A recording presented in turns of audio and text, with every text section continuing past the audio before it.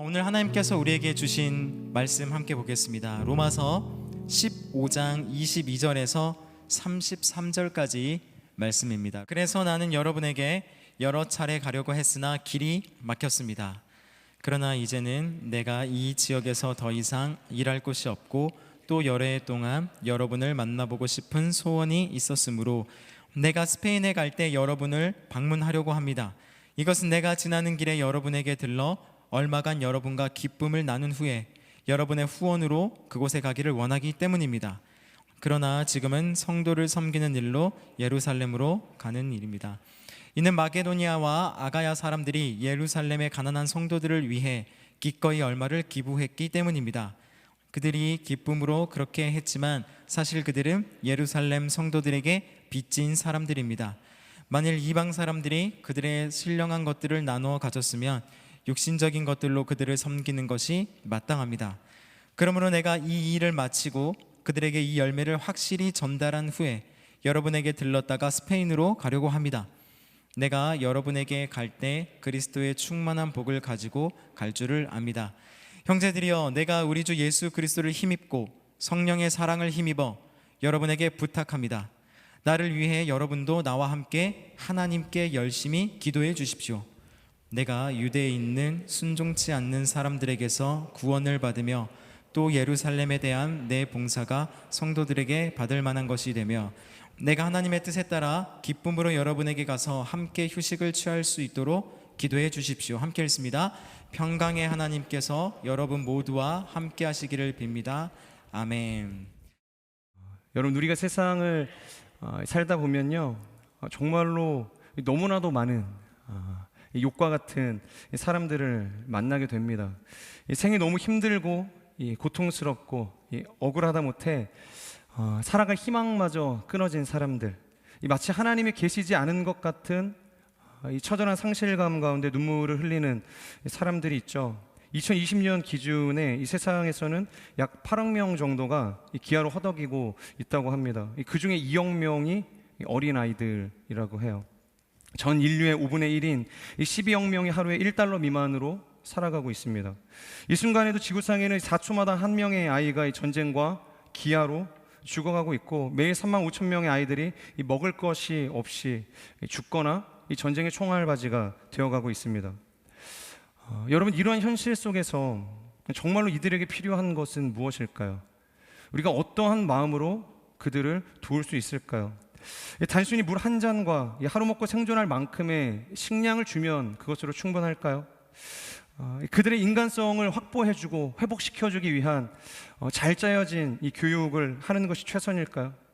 물론 이러한 인간적인 열심과 노력도 분명히 필요할 것입니다. 그들의 삶에 도움이 되겠죠. 하지만 이것은 우리가 아닌 세상도 얼마든지 할 수 있는 영역이라는 거예요. 하지만 하나님의 현존을 경험하고 그분의 말로 다할 수 없는 은혜와 사랑을 우리가 경험했다면 우리가 그들에게 무엇을 할 수 있겠냐라는 것이죠. 바로 그분의 현존, 그분의 임재와 사랑을 담대하고 거침없이 전할 수 있는 통로로서 살아내야 하는 것 아니겠냐는 것이죠. 바로 한 영혼을 향한 이 눈물을 가슴에 가득 담고 그들의 삶을 향해서 나아갈 수 있는 인생이 되어야 하는 것입니다. 이 과거의 탤런트 김혜자 씨가 쓴 이 꽃으로도 때리지 말라라는 책을 보면 이런 글이 쓰여져 있습니다. 한 여인이 있었다. 세상에서 일어나는 온갖 전쟁과 가난으로 고통받는 사람들을 보면서 그녀는 하나님에게 항의했다. 왜 당신은 이 사람들을 위해 아무것도 하지 않는 건가요? 그러자 하나님이 그녀에게 말씀하셨다. 그래서 내가 널 보내지 않았는가?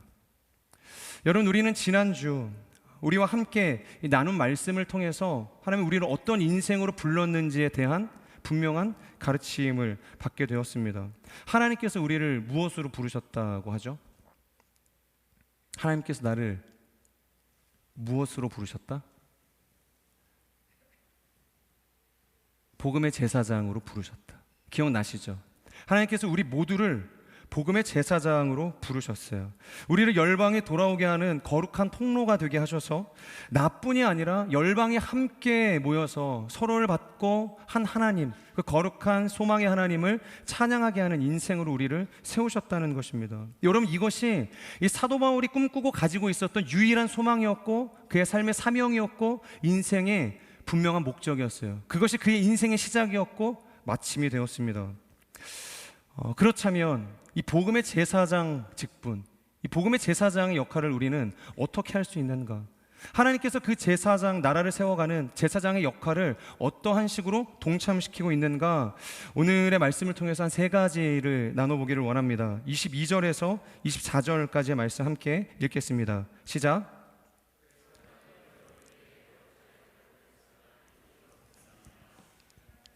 그러나 이제는 내가 이 지역에서 더 이상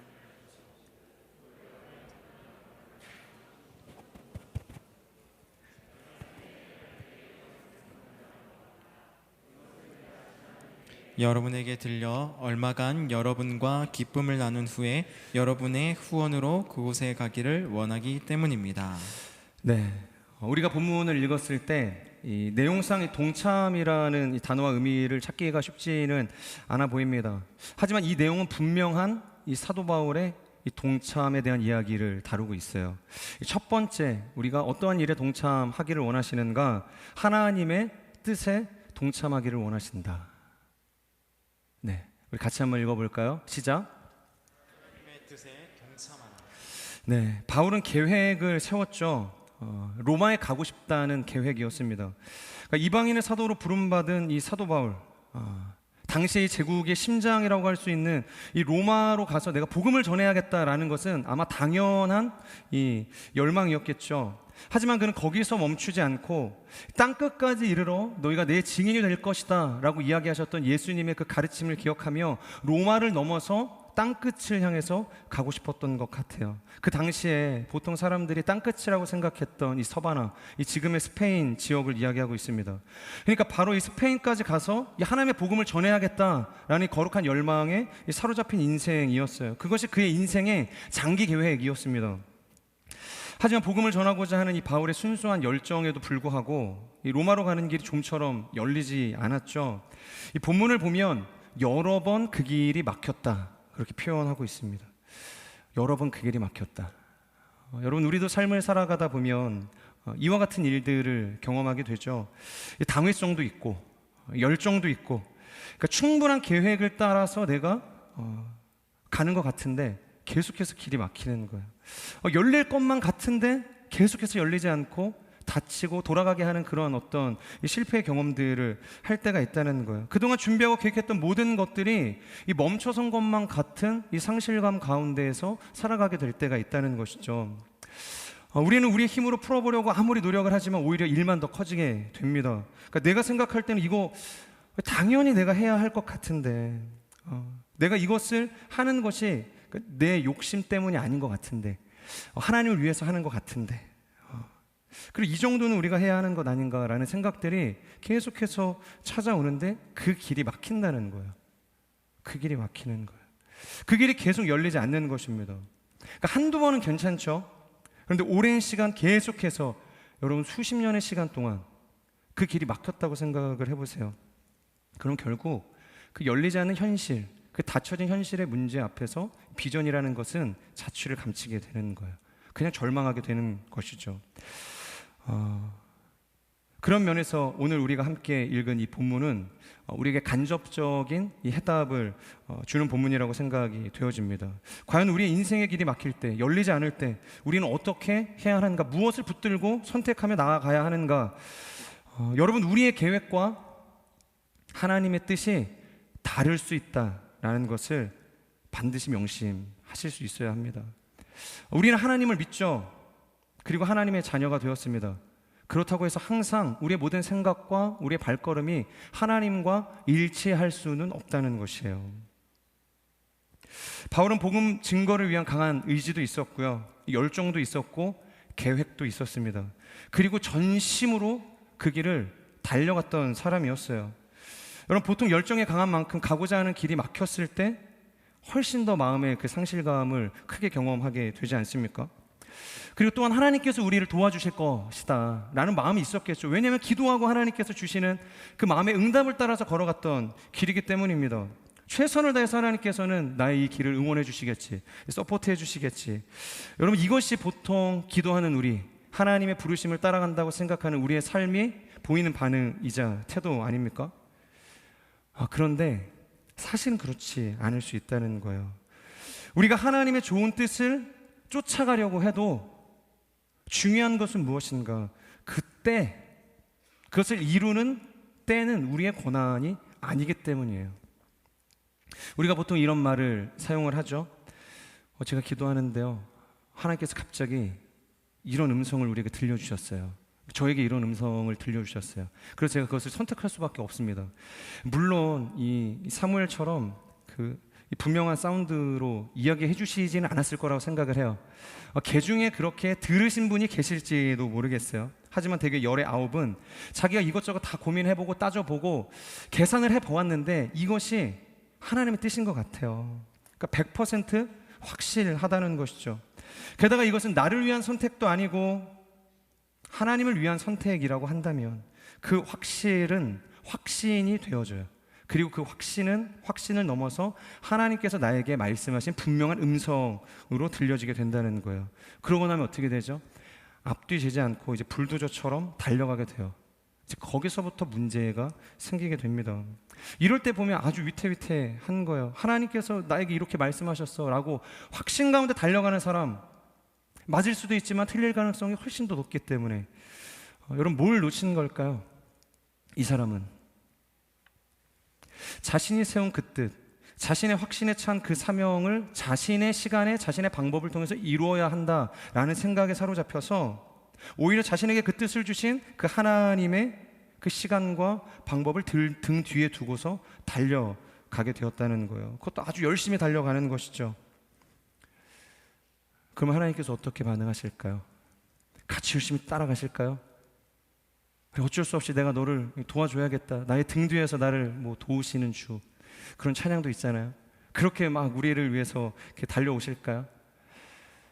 보통은 그런 상황에서 하나님께서는 함께 달리시기보다 가던 길을 멈추시고 그 자리에서 우리를 바라보시게 된다는 거예요. 그곳에 멈추신다는 겁니다. 저에게 4살 된 둘째 딸이 있어요. 이 마트나 이제 공원 같은 데 가는 게 사실 두려울 나이입니다. 왜냐하면 통제가 되지 않거든요. 이곳저곳 발 닿는 곳마다 전심으로 달려가기 시작합니다. 근데 문제는 저에게는 그 아이와 같은 열정이 없다는 거예요. 열심도 없고 에너지도 없고 당위성도 없어요. 마트가 뭐라고 이렇게 신이 나서 달려다니는가, 공원이 뭐라고 모르는 사람한테 가서 막 이렇게 아는 척 할 만큼 제가 성향이 그렇게 화끈하지 않거든요. 마음이 전혀 다른 거예요. 얼마 전에도 이제 킥보드를 타고서 공원에 산책을 나갔는데 뒤도 돌아보지 않고 열심히 그 조그마한 몸으로 킥보드를 차면서 앞으로 달려가는 거예요. 계속해서 이제 직진을 하는 거예요. 한참을 저도 이제 막 쫓아가다가 힘들어서 이제 도저히 못 가겠는 거예요. 날씨도 춥고 이제 아무리 불러도 오지 않으니까 가던 길을 멈추었습니다. 그리고 천천히 가라고, 아빠랑 같이 가자고 이렇게 외쳤죠. 한동안은 제가 아마 따라오고 있는 줄 알았던 것 같아요. 열심히 그 발을 구르면서 앞으로 달려가다가 제 소리가 들리지 않으니까 뭔가 느낌이 싸한 거죠. 그리고 뒤를 돌아보았더니 한참 멀리에서 제가 자신을 따라오지 않고 멈춰서 있는 것을 보게 돼요. 그러면 아빠 오라고 이렇게 이야기하면 제가 갈까요? 안 가죠. 그냥 저는 배짜라고 네가 와라 이러면서 이제 있는 거예요. 그러면 안 되겠다 싶어서 결국에는 다시 가던 길을 돌아서 저에게 이제 돌아오는 이제 딸의 모습들을 보게 되는 거예요. 사랑하는 여러분, 하나님께서는 우리에게 뜻을 주시고 우리가 당신이 주신 그 일에 귀한 일꾼이 되기를 원하세요. 하지만 하나님께서는 일의 성취를 목적으로 하시는 분이 아니라 우리와 동행하는 것을 목적으로 하시는 분이시기 때문에 우리가 눈앞의 일만을 보고 우리의 때 우리의 방법으로 전력 질주하는 것을 결코 원하는 분이 아니시다라는 거예요. 그래서 잠깐 이 숨고르기를 하듯이 잠시 멈춰 주시는 것입니다. 왜냐하면 하나님의 목적은 그 일의 성공이 아니라 하나님과 우리 사이에 이루고자 하시는 아름다운 교제이기 때문이에요. 그래서 여러분, 우리가 하나님의 부르심을 따라가다가 눈앞의 일이 우리의 계획대로 되어지지 않을지라도 하나님과 함께 있다라는 분명한 확신과 믿음을 가질 수만 있다면 여러분, 그것은 실패가 아닌 것이에요. 그것으로 오히려 충분할 수 있다는 것입니다. 여러분, 우리가 경계하고 두려워해야 할 것은 그 일의 성공이 아니라 전혀 중요하지 않는 일에 하나님 없이 성공하는 것입니다. 본문을 보면 바울은 로마로 가고자 하는 계획이 여러 번 이루어지지 않았다, 가고자 하는 길을 막으셨다라고 이렇게 표현하고 있어요. 그런데 읽어보면 전혀 낙심하거나 절망하고 있는 뉘앙스가 느껴지지 않고 있습니다. 22절을 함께 볼까요? 그래서 나는 여러분에게 여러 차례 가려고 했으나 길이 막혔습니다. 이어서 23절, 24절을 보면 내가 언제고 서바나로 갈 때 여러분에게 만나고자 하는 소원이 있었기 때문에 그때 가면 됩니다. 이렇게 이야기하고 있어요. 여기서는 이 소원이 있었다라고 이 과거형처럼 표현을 하고 있는데, 이 말의 정확한 뉘앙스는 이런 의미인 것이에요. 내가 너희들에게 여러 번 가려고 했는데 막혔어. 그런데 언제가 될지는 모르지만 서바나로 갈 때 너희들에게 반드시 들릴 거야. 여러분, 막혔어요. 그런데 꿈을 접지 않았습니다. 열심히 노력했지만 이 내 뜻대로 되어지지 않았습니다. 그러나 내 뜻을 강요하지 않았어요. 여러분, 우리가 하나님의 뜻을 잃어버리게 되면요, 금식 기도는 더 이상 금식 기도가 아니라 단식 투쟁이 되는 것입니다. 우리가 하나님의 뜻을 잃어버리면 밤새워서 철야 하는 기도는 철야 농성이 되는 거예요. 여러분, 뭐가 중요할까요? 금식 기도가 중요할까요? 하나님 입장에서는 단식 투쟁인데. 철야 기도가 중요할까요? 하나님 보시기에는 철야 농성인데. 중요하지 않다는 거예요. 정말로 중요한 것은 뜻에 일치하는 것이 중요합니다. 하나님의 뜻에. 그래서 이 단락에서 우리는 하나님의 뜻에 동참하는 그 바울의 모습을 만나게 되는 거예요. 근데 그 바울은 억지로 그 일에 동참하지 않았어요. 뭐라고 표현하냐면 기쁨으로 그 일에 동참하게 된 것이에요. 이것이 첫 번째, 하나님께서 복음의 제사장으로 우리를 부르셨을 때 동참하라라는 하나님의 요청인 것입니다. 두 번째, 바울이 원하는 동참의 주제는요, 25절에서 29절에 있습니다. 우리 같이 한번 읽겠습니다. 시작. 그러나 지금은 성도를 섬기는 일로 예루살렘으로 가는 길입니다. 이는 마케도니아와 아가야 사람들이 예루살렘의 가난한 성도들을 위해 기꺼이 얼마를 기부했기 때문입니다. 그들이 기쁨으로 그렇게 했지만 사실 그들은 예루살렘 성도들에게 빚진 사람들입니다. 만일 이방 사람들이 그들의 신령한 것들로 나눠 가졌으면 육신적인 것들로 그들을 섬기는 것이 마땅합니다. 그러므로 내가 이 일을 마치고 그들에게 이 열매를 확실히 전달한 후에 여러분에게 들렀다가 스페인으로 가려고 합니다. 내가 여러분에게 갈 때 그리스도의 충만한 복을 가지고 갈 줄을 압니다. 아멘. 아멘. 계속되는 25절, 29절의 단락에서 나타나는 이 동참의 주제는 하나님의 일에 동참하라는 것입니다. 첫 번째가 하나님의 뜻에 동참하는 일이었다면 이번에 하나님의 일에 동참하라는 것이에요. 그런데 본문을 읽어보면 이것이 어떠한 일이라고 이야기하고 있죠? 그 표면상으로는 구제하는 활동을 이야기하고 있죠. 그러니까 예루살렘에 살고 있었던 이 가난한 자들을 돕기 위해서 이 마케도니아와 이 아가야 지역에 있었던 이 이방인들이 이 십시일반 모아서 그들을 위한 이 구제 헌금을 보냈다는 것이에요. 그래서 사도 바울이 로마로 가기를 원했지만 로마로 먼저 가지 않고 그곳에 들려서 그 구제 헌금을 가지고 예루살렘에 들렸다 오겠다, 그렇게 이야기하는 것이죠. 여러분, 우리가 잘 아는 것처럼 이 예루살렘 지역은 이 사도 바울에게 있어서 굉장히 위험한 지역이었어요.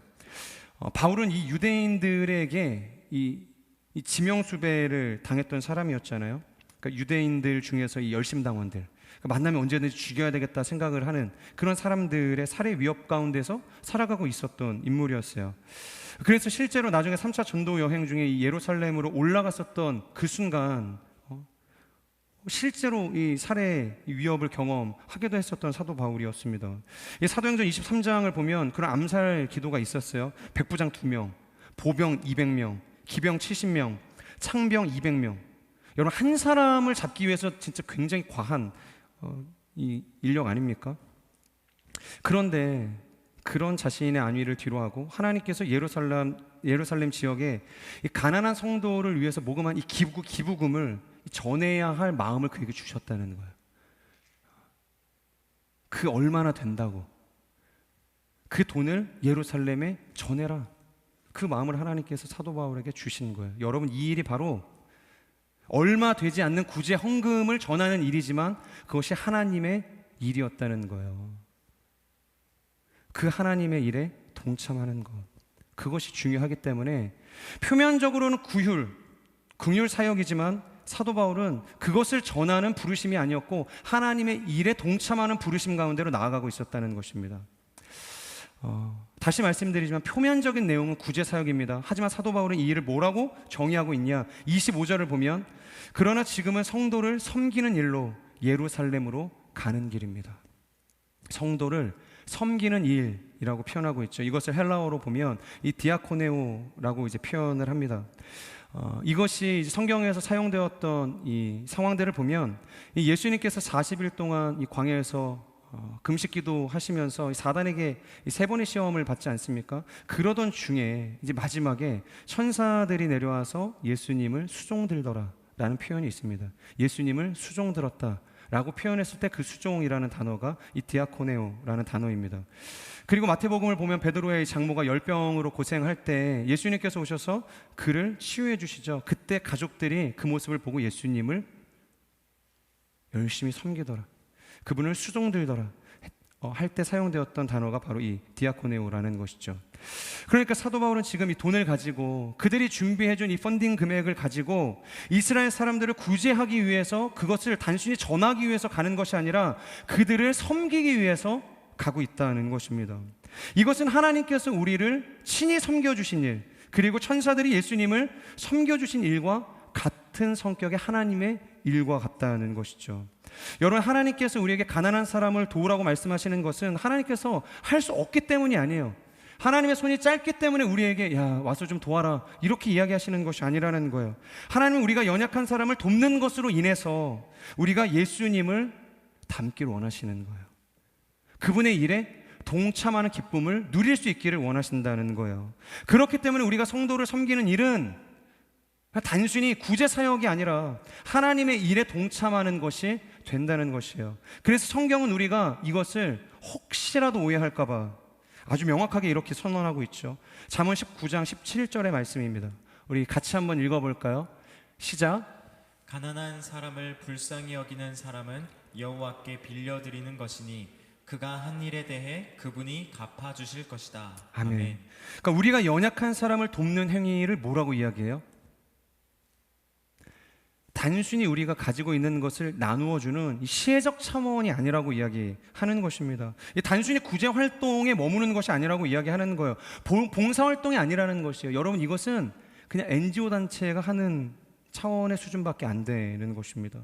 그래서 그리스도인들은 누군가를 도와야겠다라는 어떤 긍휼의 마음이 일어나게 되면 그것을 마치 내 능력으로, 내가 가진 어떤 물질을 가지고 도와야겠지, 이런 마음으로 해서는 안 된다는 거. 이것은 결국엔 땅에 다 쏟아내는 행위가 되는 것입니다.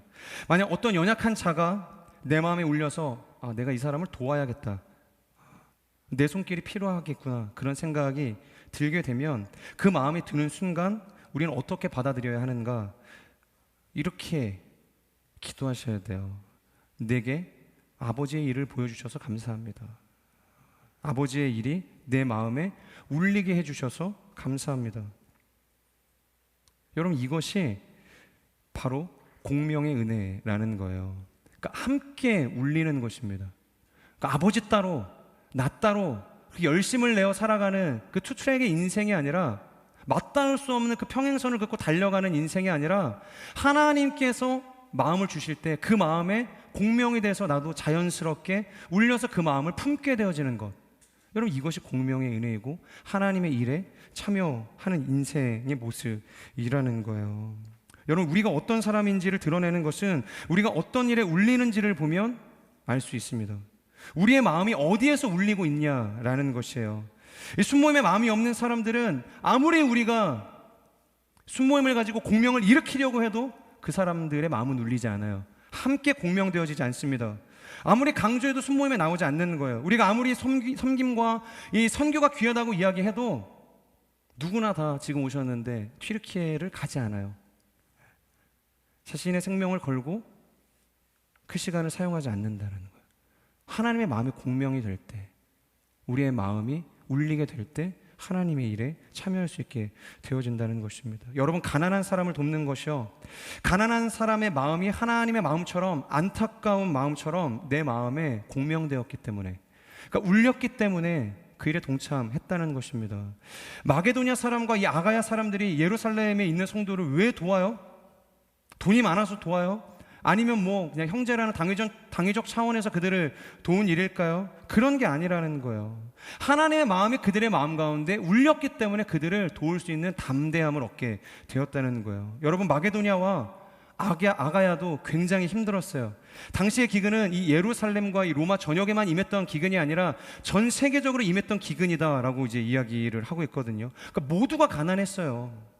그럼에도 그들이 기쁨 가운데 자신의 떡의 반을 잘라내서 그들을 도울 수 있었던 이유는 바로 하나님의 마음이, 하나님이 하고자 하는 그 일이 그들의 마음 가운데 울렸기 때문에, 공명되었기 때문에 나아갈 수 있었다는 것입니다.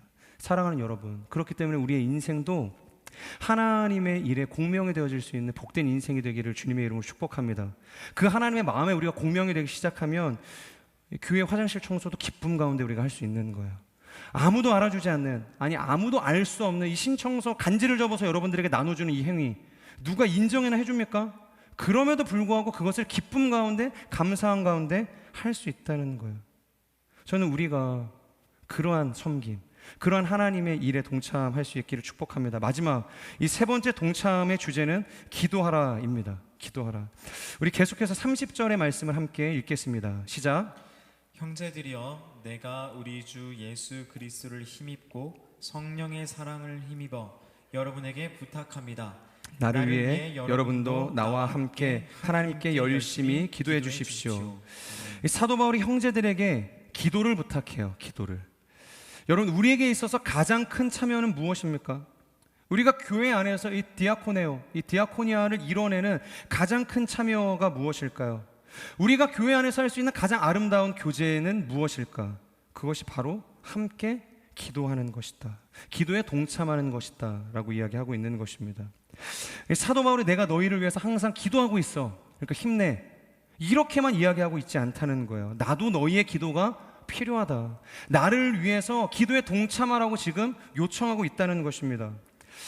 이번 주 목요일 날 이제 저희, 아까는 둘째 딸이었고 이번에 첫째 딸인데요, 감사해요. 이렇게 설교 예화가 많이 되어 주어서 첫째 딸이 개학을 했어요. 이제 목요일 날 개학을 했는데 이제 2학년이 되었습니다. 근데 전날 밤 뭐 이렇게 두려운 마음이 있었던 것 같아요. 갑자기 저한테 이제 슬쩍 오더니 그러는 거예요. 아빠, 할아버지는 내일 이제 개학을 한다고 하니까 기도를 해줬다는 거예요. 아빠가 목사라면 말이야, 딸을 위해서 기도를 좀 해줘야 되지 않을까? 저한테 그렇게 이야기를 해서 제가 머리를 붙들고 안수기도를 해줬습니다. 그 이야기를 듣는데 뜨끔하더라고요. 내가 먼저 가서 좀 그 딸을 위한 그 기도에 동참을 해줬으면 참 좋았을 텐데 그러지 못하고 침대에 누워서 핸드폰 하고 있었던 게 너무 마음에 이렇게 미안함이 되더라고요. 여러분, 가정에서도, 이 회사에서도, 이 신앙생활에서도 이 진실한 사랑의 교제를 이루어가는데 이 기도에 동참하는 것만큼 위대한 것은 없습니다. 이 기도 제목을 말해달라고 하면 이 수모임 할 때 꼭 저는 기도 제목이 없는데요, 그냥 하나님 사랑하게 해주세요, 제가 열심히 하나님 섬길 수 있게 해주세요. 너무 추상적이라는 거예요. 그래서 저는 얘기할 때 꼭 그렇게 이야기하거든요. 그런 기도 말고요, 정말로 하나님 앞에서 긴박한 기도 없습니까? 간절한 기도 없어요? 정말로 내가 이거 기도해드리면 만족하시겠어요? 마치 제가 채근하고 다그치듯이 그들의 기도 제목을 짜내는 것 같아요. 근데 많은 사람들이 기도를 요청할 때 그렇게 이야기를 한다는 거예요. 없어요. 저 요즘 괜찮은데요? 그렇게 이야기한다는 것이죠. 여러분, 사도 바울이 우리에게 기도에 동참하라고 이야기하고 있습니다. 기도 제목을 이야기하는 것은 아름다운 교회, 공동체를 세워가는 가장 큰 하나님의 도구라는 것을 기억하시길 바랍니다. 그래서 31절, 32절을 보면 사도 바울이 자신의 기도 제목에 대해서 구체적으로 이야기해주고 있어요. 우리 같이 한번 읽어보겠습니다. 시작. 내가 유대에 있는 순종치 않는 사람들에게서 구원을 받으며 또 예루살렘에 대한 내 봉사가 성도들에게 받을 만한 것이 되며 내가 하나님의 뜻에 따라 기쁨으로 여러분에게 가서 함께 휴식을 취할 수 있도록 기도해 주십시오. 아멘. 아멘.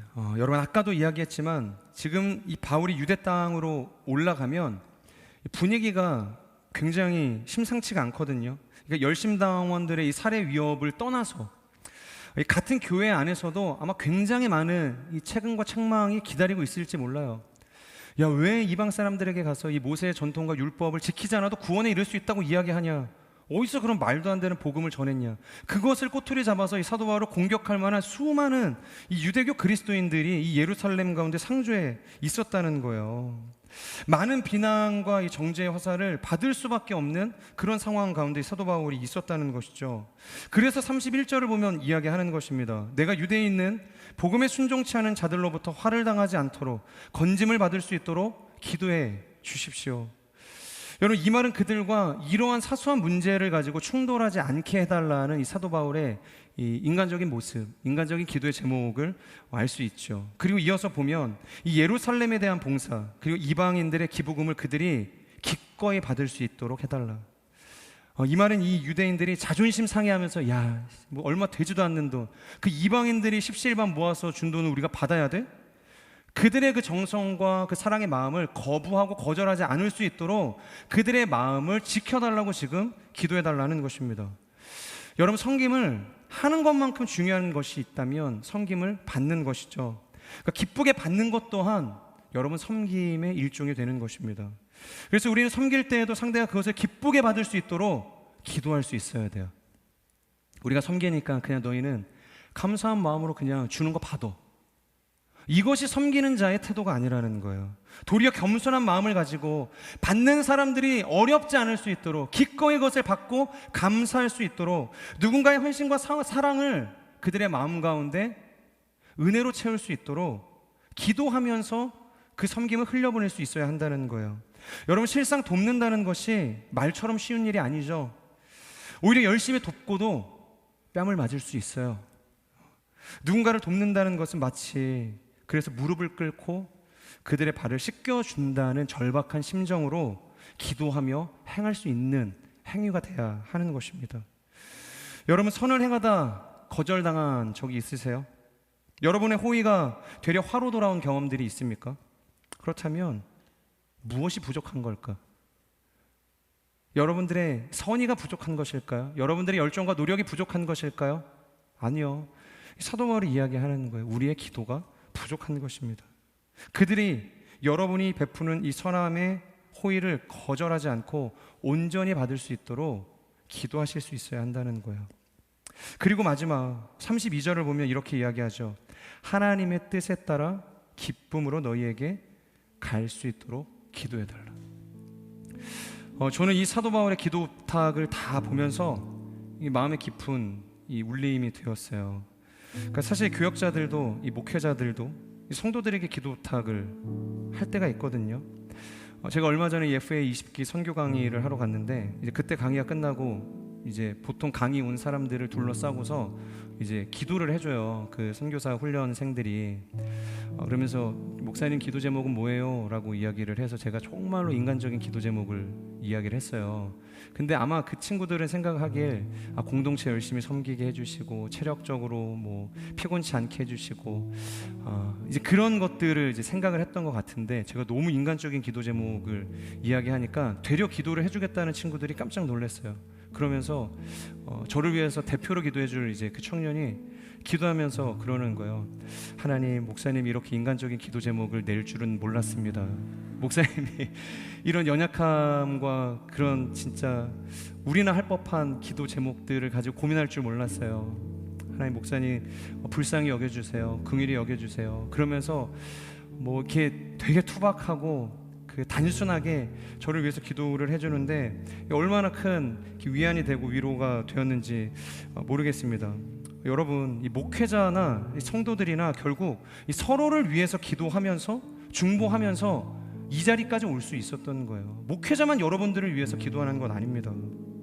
여기 있는 누구도 그 중보 기도에 그 뜨거움 없이 이 자리에 오신 분은 없다는 거예요.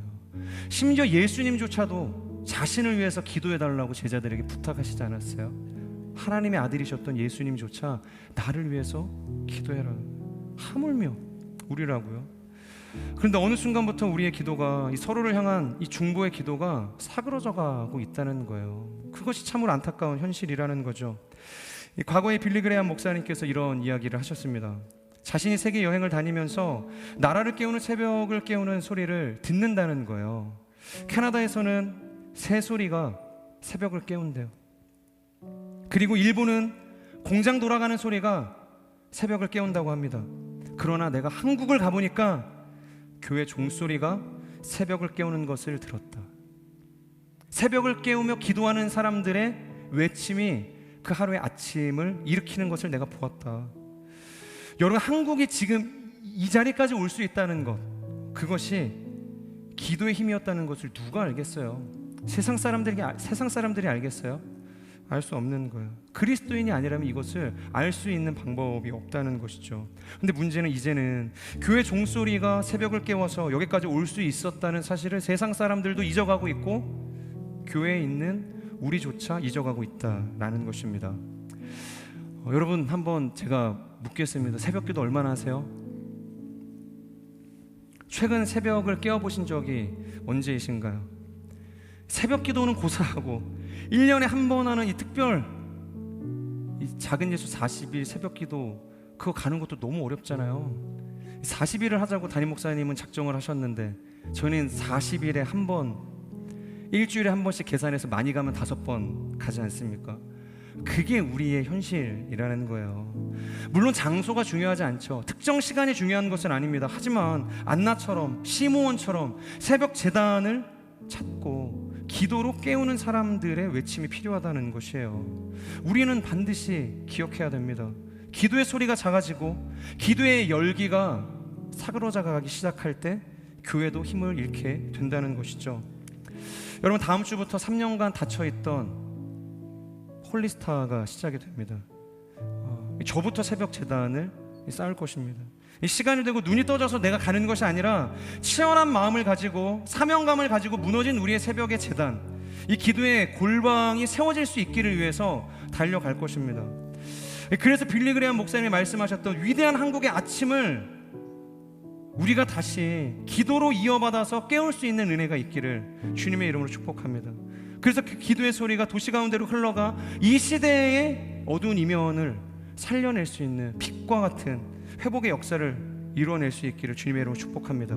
사랑하는 여러분, 위대한 사도의 이 선교적 여정, 그를 통해서 땅끝까지 주의 복음이 이르게 되는 놀라운 축복이 이 로마서를 통해서 기록이 되었죠. 하지만 사도 바울 홀로 결코 갈 수 없는 여정이었다는 거예요. 온 이방인들과 이 유대인들이 하나가 되어 그들의 여정을 축복해 주었고, 기도로 그의 걸음을 중보했을 때 이 사도 바울을 통해서 써내려가길 원하셨던 이 하나님의 위대한 선교적 소망이 이 땅끝에 이르는 그 복음의 열매가 맺혀질 수 있게 되었다는 것이죠. 그래서 저는 우리의 삶이 가든지 보내든지, 그것도 아니라면 무릎으로 기도하든지 어떠한 형태로든 이 하나님의 선교 앞에 우리의 삶을 올려드릴 수 있는 복된 인생이 되기를 주님의 이름으로 축복합니다. 그래서 나의 인생도 정처 없이 떠도는 세상의 흐름에 편승되어 그냥 살아가는 것이 아니라 땅끝이라는 분명한 목적과 사명감을 가지고 길을 떠났던 이 사도 바울과 같이 우리 역시 분명하고 이 명확한 부르심 가운데 하나님의 일에 동참할 수 있는, 그래서 나의 인생의 거룩한 복음의 제사장 나를 이루어낼 수 있는 제사장의 역할을 감당할 수 있는 하나님의 인생, 하나님의 사람들이 되기를 주님의 이름으로 축복합니다. 우리 같이 한번 말씀을 기억하면서 기도하겠습니다. 신실하신 하나님, 하나님께서 우리를 땅끝까지 이르러 예수 그리스도의 그 복음을 전하게 하실 거룩한 통로로 세우셨음을 우리가 믿음으로 고백합니다. 복음의 제사장으로 우리를 세우셨음을 고백합니다. 그리스도의 그 신령한 복을 가지고 달려가게 하신 하나님의 사랑으로 세우셨음을 우리가 믿음으로 고백합니다. 하나님의 일에 동참하게 하여 주시옵소서. 하나님의 뜻에 동참하게 하여 주시옵소서. 하나님께서 만나고 이루게 하신 거룩한 교회 안에 기도로 동참할 수 있는 하나님의 사람들이 될 수 있도록 주여 역사하여 주시옵소서. 우리 주여 간절히 선포하며 통성으로 기도하며 나갑시다. 주여 진실하신 하나님, 우리가 주님의 눈으로 심을 향해 나아갑니다. 하나님의 복음에 동참하라. 내가 너희를 복음의 제사장으로 세웠다.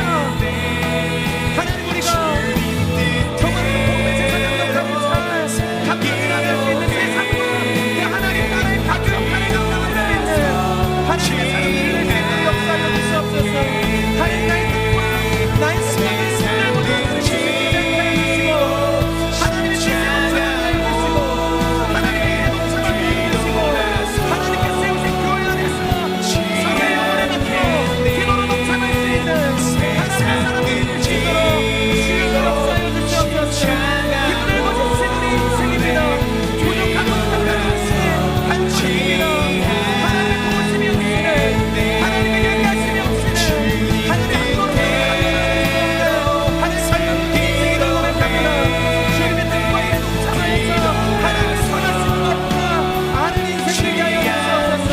그래서 하나님, 내가 누군가를 중보하는 것, 하나님 중보하지만 하나님 나의 연약함을 고백하며 중보의 기도를 통하여서 믿음의 강력성으로 담대함으로 하나님의 기도를 향해 달려나갈 수 있는 하나님의 사람들이 될 수 있도록 주여 역사하여 주시옵소서. 주님을 바라보며 나아갑니다. 주님을 바라보며 나아가게 하여 주시옵소서. 거룩한 일에 동참할 수 있는 하나님의 사람들이 될 수 있도록 오 진실하신 주님 역사하여 주시옵소서. 우리 한 번 더 기도하며 나아갈 때 하나님, 우리가 기도의 재단을 쌓게 하여 주시옵소서. 무너진 우리의 기도의 소리가 다시 한번 하나님 안에서 힘을 얻고 길을 찾게 되어지고 견고한 기도의 재단을 세워낼 수 있는, 그래서 나의 인생의 기도의 골방을 세워나갈 수 있는 기도의 능력으로 넉넉히 세상 가운데 살아낼 수 있는 하나님의 사람들이 될 수 있도록 하나님 우리를 인도하여 주시옵소서. 때를 얻든지 못 얻든지 우리가 주님의 말씀도 전해야겠지만 하나님, 그 어떤 순간 속에서도 우리가 기도하기를 쉬지 않고 기도함으로 하나님이 원하시는 그 삶의 모든 길을 걸어 나갈 수 있는 하나님의 사람들이 될 수 있도록 역사하여 주시옵소서. 나도 누군가를 향하여서 기도의 중보자가 되기를 소망하고 나의 연약함을 누군가에게 하나님 겸손함으로 기도의 제목을 내어줄 수 있는, 그래서 기도에 우리가 믿음의 동역을 이루어낼 수 있는 하나님 믿음의 공동체가 되어질 수 있도록 역사하여 주시옵소서. 다시 한번 우리가 기도가 회복되기를 위하여서 우리 주여 간절히 선포하며 동성으로 기도하며 나아갑시다. 주여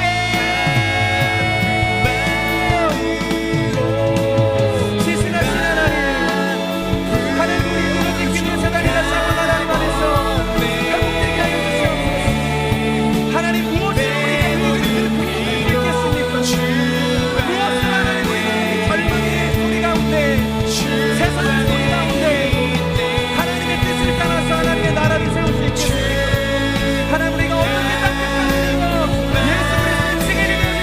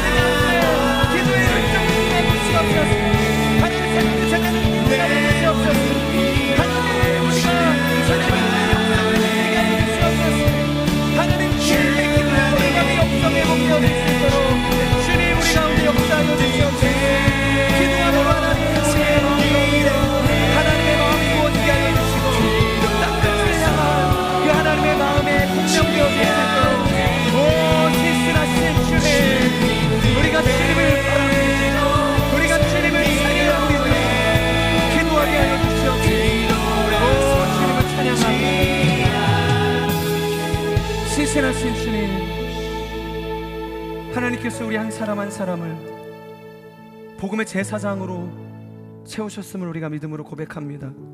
한 사람도 열애 없이 우리 모두가 하나님의 그 거룩한 나라, 그 나라와 이 세상의 가교 역할을 할 복음의 제사장으로 세워졌음을 믿음으로 고백합니다.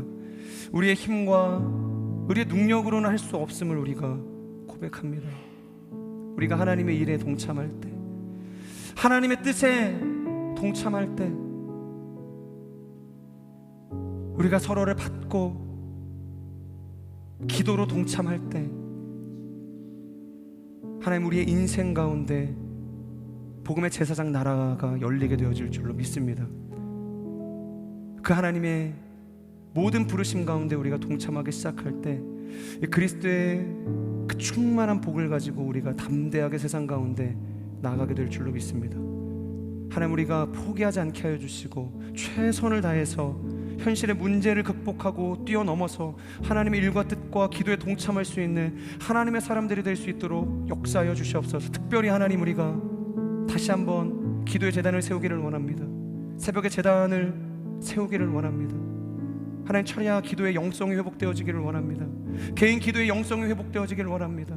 기도의 골방이 세워지기를 원합니다.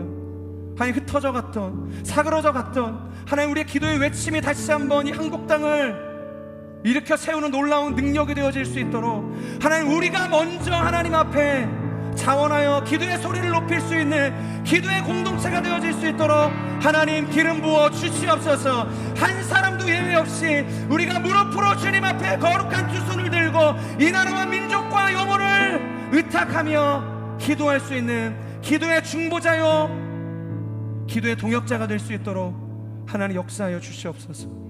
그렇게 우리와 함께 하실 주님을 찬양합니다. 주님을 예배합니다. 존귀하신 예수 그리스도의 이름으로 감사하며 기도드립니다. 아멘. 우리 기도를 받으신 주님 앞에 우리 감사의 박수 올려드립시다. 주님을 찬양합니다.